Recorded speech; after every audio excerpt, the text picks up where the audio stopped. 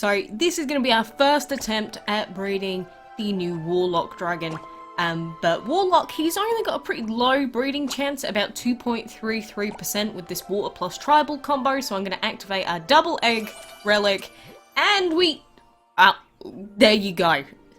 Our extra egg is indeed the Warlock Dragon's egg. So that's a 1 day and 14-hour breeding time, which is the VIP breeding time for legendary dragons. And you know, I was gonna put a combo in each breeding den, so let's throw in the other better combo for this, which is the wind plus elemental dragon. And will we get a second one? Okay, we're not quite that lucky, I was gonna say, but man, getting that on our first attempt, you know, double egg relic is insanely good. I can't believe it. First attempt. Absolutely wild. Wait, are you joking? No way. I just went and did my dungeon run after breeding that Warlock Dragon, and we're here. 100 gems. Seriously. That's pretty lucky. That was out of a blue chest, so we didn't get the tickets out of it, but 100 gems? That is so unlikely as well. Like, the odds for 100 gems in dungeon are not very high. But Jesus. I guess I'm feeling pretty lucky today. And we're at 1,469.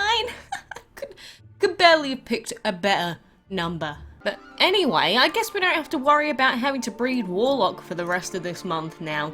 Of course, those were the two best combos that I listed in my breeding guide earlier, being water plus tribal, or if you got prairie, use him instead, or wind plus elemental, really good combos. But 2.3% I think it is to get that on your first attempt is pretty insane. So, you know, sometimes with Dragons of the Month, you'll get really unlucky and it might take you 30 attempts.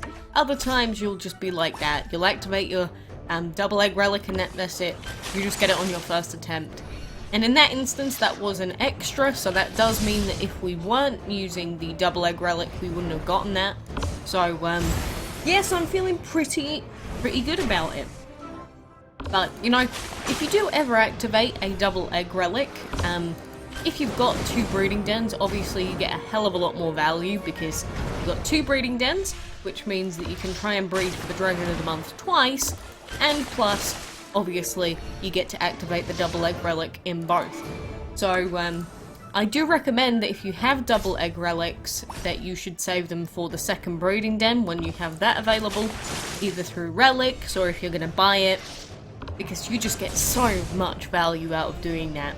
Or even if you're not going to breed a Dragon of the Month in both of them, then at least you can try and go for the dragons that you do want, using a double egg relic as well. That's why those relics are so overpriced in things like the dungeon. It's just that they're so good for breeding Dragons of the Month really quickly.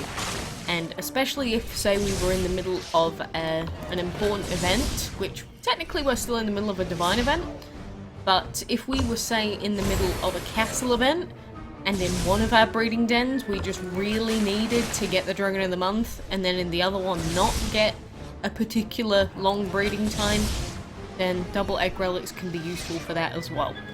But they are quite difficult to come by, and they don't give them out very often, and when they do, they are very overpriced. So, that's why I would love to take every single one that I ever see, but they're just so expensive. But that's why sometimes in the dungeon you'll end up having to spend 500 tokens on a premium sigil chest, then you'll end up having to spend more on a double egg relic, and then maybe you'll want to buy the dragon as well. It's like, oh well, this dungeon's cost me like 3 grand this week, so hopefully you got 3,000 dungeon tokens in the rest of the previous week.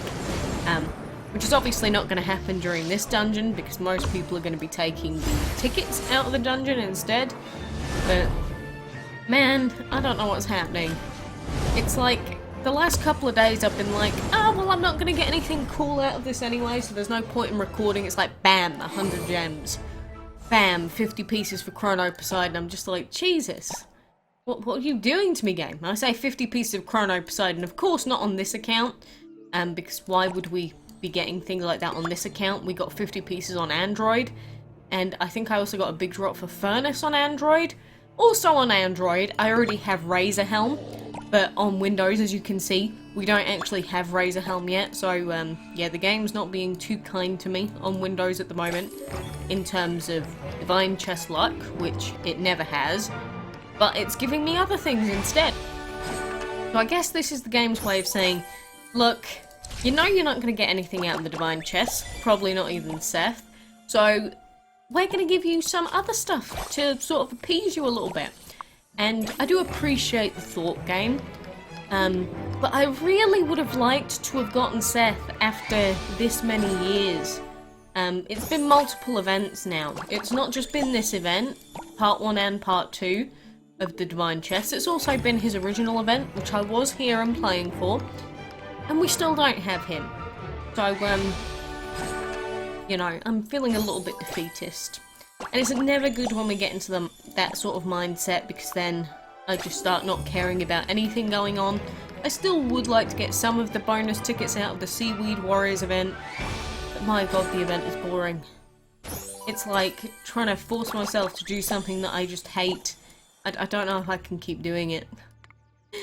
Level up dragons. It's such a simple thing to do, but it's just like, ugh, mind-numbing. Mind-numbing quests over and over again.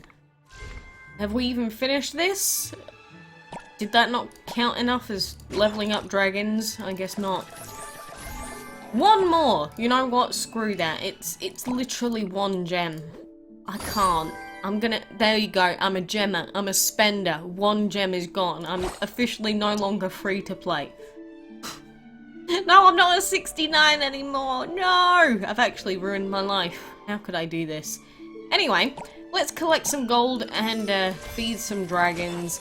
I am actually ahead of this on my other account. It's just trying to log in this frequently on PC is just not fun. It's like, what, you want me to keep my PC on 24 hours a day just to log in for some dragon feeding? Ugh, no thank you. I used to be a lot more with it, with the solo events, but I think I'm just past the point of caring anymore. I like the fact that they're not intrusive on the rest of the game, but my god are they boring. Anyway, we got some more tickets. Let's open 15 more chests.